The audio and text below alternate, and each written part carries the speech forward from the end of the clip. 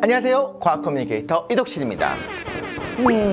오늘의 과학 도파민 주제를 말씀드리면 우리 구독자님들 사이에서도 많은 언쟁이 오고 갈 수 있겠다 싶긴 합니다만, 왜 그러느냐, 주제는 뻔합니다만 저만의 시선을 저 뒤에 집어넣을 겁니다. 오늘의 주제, 붐붐 냉동인간입니다. SF 영화의 소재인 줄 알았던 냉동인간, 과연 현실에서 가능한 걸까? 어쩌면 현실에서 사용되고 있는 것이 아닐까, 여러 가지 생각들을 할 텐데요. 이게 논쟁거리가 뭐가 있어 싶겠지만 한번 제가 말씀을 드려볼게요. 영화 패신저스 그리고 프로메테우스, 이런 여러 가지, 특히나 SF 영화를 보면 등장하는 장면입니다. 인간이 동면을 취하는 장면이 있고요. 동면까지는 아니더라도 온도를 좀 낮추어서 어떤 액체 안에 들어가 있는 장면들이 좀 나오기도 합니다. 이런 냉동인간이 가능한지 아닌지에 대한 여부를 설명하기 앞서서 일단 여러분이 쉽게 이해할 수 있는 상황을 하나 제가 예시를 들어볼게요. 왜 이걸 하는 거냐? 왜 온도를 낮추는 걸까? 온도를 낮추면요, 생체 활성이 다 느려집니다. 우리 몸에 가지고 있는 모든 효소들 뿐만 아니라 우리 몸에서 사용하는 산소의 요구량도 줄어들게 돼요. 왜냐하면 말 그대로 활성이 느려진다라고 하는 것은 우리가 산소도 적게 필요하다는 거겠죠. 그다음 필요한 산소의 양도 줄어들게 되는 겁니다. 이 속도가 지연되는 거예요. 무슨 말이냐면 온도 자체가 낮다고 한다면 호흡이 느려지는 겁니다. 뇌세포가 산소를 요구하는 속도도 줄어지는 겁니다. 그래서 실제로 의학에서 사용하고 있는 방법이기도 해요. 말하자면 체온을 좀 낮춥니다. 25도 정도로만 낮춘다고 하더라도, 냉동은 아닙니다만 원래보다 세포의 활성이 느려지게 됩니다. 그래서 심장 이식을 해야 되는 상황에 심장을 꺼내놓고 다시 이식해서 집어넣고 다시 톡 건드려서 심장이 뛰게 되는 그 동안 당연히 혈액의 순환을 할 수 있기 위해서 혈액순환기를 사용해서 외부의 장치를 사용하기도 하지만, 온도 자체를 내리게 되면 어느 정도 뇌에 산소 공급이 안 되더라도, 다시 말해서 혈액의 공급이 제대로 되지 않더라도 파괴가 안 될 수 있다는 겁니다. 자, 이건 냉동은 아니지만 왜 냉동을 하게 되면 오랫동안 살 수 있을 거로 생각하는지, 그리고 미래에 해동을 시켰을 때 소생시킬 수 있는지 우리가 여기서 엿볼 수 있는 부분들이 있는 겁니다. 그러니까 얼릴 때 잘못 얼리면 끝장인 건데, 근데 아직까지는 정말 손상 없이 모든 연결까지 그대로 복원하는 해동 방법은 아직은 없다라는 거죠. 하우스라고 하는 메디컬 드라마가 있습니다. 여기서 어떤 에피소드를 보면 외부에서 저체온증인 사람이 발견이 됐습니다. 한 30분 정도가 지났어요. 그러면 이제 뇌는 완전히 손상이 됐다라고 보는 건데, 그 내용이 이런 게 나오는 겁니다. 바깥 기온이 너무 낮았잖아. 오히려 온도가 낮았기 때문에 어쩌면 살릴 수 있다, 어쩌면 손상이 적을 수 있다. 그래서 살려내는 장면이 나오기도 합니다. 그래서 냉동만이 중요한 건 아니고, 원리를 파악하게 된다면 온도를 낮춘다는 것이 어떤 의미가 있는지를 말씀을 드린 거고, 당연히 의학적인 내용에서 말씀을 드리는 겁니다. 실제로 저체온증은 굉장히 위험해요. 또 하나 있습니다. 현재 사용되고 있는 기술 중에서 사실 냉동에 가까운 기술이 있어요. 난자를 얼려놓거나 수정란을, 난자와 정자가 이미 수정을 이룬 그 수정란을 얼려놓는 기술도 이미 사용하고 있습니다. 원리를 좀 생각해 볼게요. 뇌라든가 여러 가지 세포들이 이제 엮여 있습니다. 이런 경우에는 일단 냉동 자체는 급속으로 하면 그나마 괜찮다 하더라도, 해동하는 과정에서 이렇게 파괴되고 연접이 끊기는 경우들이 많이 있을 수가 있겠죠. 그런데 하나의 세포만 얼렸다가 해동하는 것은 세포들과 연접 자체도 적고 이 얼리는 거에 대해서도 훨씬 더 강하기 때문에 가능하거든요. 완전한 꿈의 기술이다,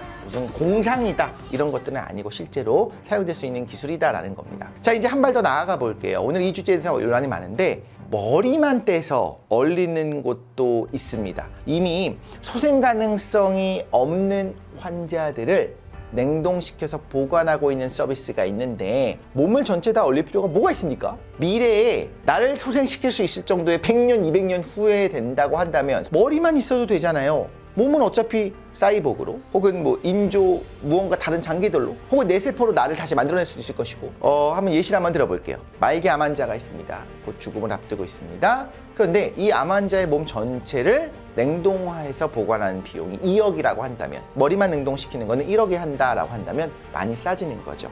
그래서 실제로 이제 뇌를 꺼내서 얼린다기보다는 목 아래에, 이 목을 윗부분을, 목을 뭐 자른다 이런 표현은 안 할게요. 목 윗부분을 급속으로 냉동해서 일단 보관해 놨다가 나중에 기술이 생기면 소생시키겠다, 이런 서비스들이 있는 겁니다. 자, 현실적으로 가능한지 한번 이야기를 해봅시다. 자, 머리만 얼렸을 때 어떤 문제가 있는지 한번 생각 같이 해볼게요. 우리가 어렸을 때 봤던 만화 같은 거 보면 파일럿들이 거대 로봇이 있고요. 파일럿들이 머리에 타는 것들이 있었잖아요. 그 뭘 의미하는 거냐면 우리의 의식은 오롯이 뇌에만 있다고 생각을 하는 거예요. 그런데 실제로는 그렇지 않다라고 하는 연구 결과들이 최근 많이 있습니다.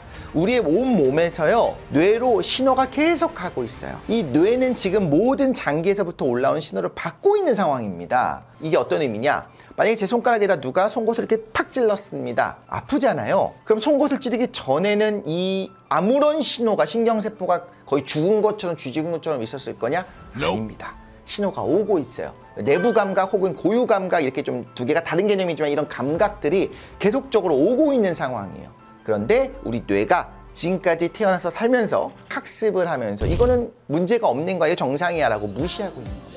이건 아무것도 아니야 라고 노이즈를 무시하고 있는 거죠. 귀에 계속 웅웅거리는 소리가 사실 있어요. 여러분 조용히 한번 해보세요.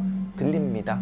정말 완벽하게 무음 상태는 거의 없다고 보시면 돼요. 자고 있는데요, 잘라고 누웠는데요, 하필이면 뭔가 똑딱거리는 소리가 들려요. 하필이면 뭔가 깜빡깜빡하는 것이 보이기 시작해요. 짜증이 나죠. 그때부터 잠을 못 잡니다. 이 이야기가 의미하는 말은 뭐냐? 제 머리를요, 다른 사람 몸에다 이식을 했습니다. 제 머리를요, 여러분의 몸에다 이식했다고 해볼게요. 그럼 여러분 머리는 어떡하죠? 제 몸에 이식합시다. 바꿨습니다. 자, 몸이 달라졌어요. 그럼 여러분의 모든 내장에서, 모든 근육에서, 모든 신경이 기본적으로 저한테 주는 신호들이 지금까지 18년 혹은 40년 넘게 제가 익숙하게 받아들였던 제 몸의 신호와 같을까요? 다를까요? 다르겠죠. 기본 모드로 들어오고 있는 내부 감각 신호들이 완전히 달라져 있습니다. 이독실의 왼쪽 손가락에 들어오고 있는 신호는 우리 뇌가 익숙하니까 이 기본 신호가 그냥 원래 저기 있는 거야 하고 끊어버리는데, 다른 사람의 손가락을 이식하고 난 뒤에 그쪽을 통해서 들어오는 신호들은 우리 뇌가 볼 때는 갑자기 낯선 신호가 들어오는 겁니다. 모든 신호가 정상인데 손가락 하나만 이식했다고 할게요. 그러면은 그건 교정할 수 있어요. 재활을 해야겠죠. 교정할 수 있습니다. 그런데 뇌를 이식한다? 머리를 이식했을 때 손발을 포함해서 모든 심장, 내장, 모든 신호가 계속 오는데 한 번도 겪어본 적 없는 신호가 계속 오고요. 자기감이라고 하는 안정적인 나의 이 몸 전체에 대한 하나의 융합되어 있는 그 감각이 사라져버리게 됩니다. 기술이 발전하면 나중에 될 거잖아. 우리가 원하는 거는요, 뇌 자체를 건드리지 않는 거예요. 지금의 우리의 의식을 그대로 가지고 있으면서 그대로 연속선상에다 부활하고 싶은 거거든요. 그렇게 된다면 생각보다 쉬운 문제는 아니다. 자, 결론적으로 제가 드리고 싶은 말씀 이런 겁니다. 과거에는 이런 주장이 있었어요. 머리를 잘라서 보관한 서비스에 대해서, 아니 결국엔 뇌가 주인이잖아. 몸은 아무것도 아니지. 그냥 우리의 노예일 뿐이야. 말 그대로 수족 같은 거 아닌가? 이렇게 생각했다가 지금의 연구들은요, 감각신경이 모든 신경들의 데이터가 오고 있는 거, 이게 오가고 있는 것의 총합이 나인 겁니다. 그렇다면 손을 하나 이식하는 것이 아니라 온몸을 이식하는 셈이 된다면 제 머리를 여러분의 몸에 붙이게 되면 들어온 신호가 완전히 엉망이 되기 때문에 적응하는 것이 과연 가능할까? 괜찮을까? 한번 흥미로운 생각을 해볼 수가 있겠죠. 자, 흥미로운 생각이 하나가 더 있습니다. 확장을 좀 한번 해볼게요. 30분 정도 몸을 얼렸다고 가정해 볼게요. 살릴 수 있습니다. 사람이 죽은 게 아닙니다. 심장은 멈췄지만 예를 들면 3분 정도 있다가 CPR을 해서 다시 심장을 재생을 시켰습니다. 심장이 다시 뛰기 시작했어요. 뇌에 혈액이 공급되기 시작하고요. 영구적으로 뇌세포가 파괴되지 않았고 손상 없이 소생했다고 한번 해봅시다. 그럼 이 사람은 산 거예요? 죽은 거예요? 안 죽었던 거죠. 죽었다 살았다고 볼 수도 있겠지만 보통 죽지 않은 거로 보죠. 지금 냉동되어 있는 분들의 경우에 살아있는 건가요? 죽은 건가요? 나중에 해동시켜봐야 하는 건가요? 알 수 없는 건가요? 슈레딩거의 고양인가요? 이거 연속성 논쟁이라고 하는데 마치 테세우스의 배 같은 느낌이죠? 대부분의 분야에서도 나타나게 됩니다. 우리가 한번 좀 생각해보고 죽었다라고 보는 그 시점이 언제인지에 대해서 다른 분들과도 이야기를 나눠보면 굉장히 흥미로울 수 있을 것 같아요. 최초의 냉동인간은 누구냐? 바로 신장암으로 시한부 인생을 살던 미국의 심리학자 베드퍼드가 그 주인공입니다. 1967년 73살의 나이로 미래의 암 치료법이 분명히 나올 거다라고 생각하면서 냉동인간이 되겠다라고 자처를 했습니다. 그 이후에 많은 분들이 지금 이미 냉동 상태 보존이 되어 있는 상황인데요. 물론 냉동인간이 되고 싶다고, 내가 냉동 상태 보존되고 싶다고 무조건 할 수 있는 건 아닙니다. 자, 알코올 생명연장 재단이 있는데요. 이 재단에 따르면 몸 전체를 냉동 보존하는데 최소 15만 달러, 약 2억 정도 되겠죠. 이렇게 많은 돈이 필요함에도 불구하고 많은 불치병 환자들이 냉동인간이 되기 위해서 나서고 있고, 또 가장 중요한 거, 소생 어떻게 시킬 것인가. 무엇인가에 대한 연구 또한 활발히 진행하고 있습니다. 자, 전문가들이 이렇게 이야기하기도 합니다. 현재 기술의 발전 양상으로 볼 때 2040년 즈음이 되면 모두가 성공하는 건 알지라도 분명히 소생할 수 있는 분이 있을 거라고 전망을 하고 있고요. 알코올 생명 연장 재단만 있는 건 아니죠. 다른 회사들도 있겠죠. 냉동 인간의 수가 전 세계 600여 명이 있고요. 대기자는 3천여 명이라고 하는데 공식적인 서비스를 말하는 거고 비공식적인 서비스로 분명히 진행되고 있는 부분이 있겠다라는 생각이 들기도 합니다.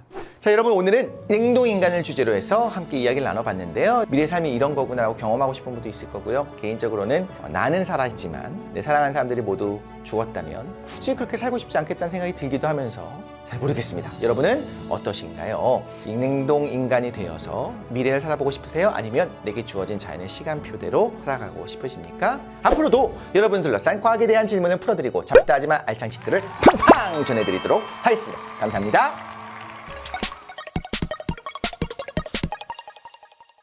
PD님이 말씀하셨습니다. 채널마다 애칭이 있다고. 어떻게 불러줬으면 좋겠는지 댓글을 달아주시면 이런 건 있는 것 같아요. 저희 채널이 잘 모르겠지만 나중에 커질 수도 있습니다. 그때 원오브댐이 되는 게 아니라 처음부터 댓글 달아주시고 처음부터 함께 해주신 분들의 닉네임을 저도 그렇고 모든 제작진들이 당연히 외우게 될 거예요. 처음부터 함께 했으면 좋겠고요. 같이 소통했으면 좋겠고요. 좋은 의견들 많이 달아주세요.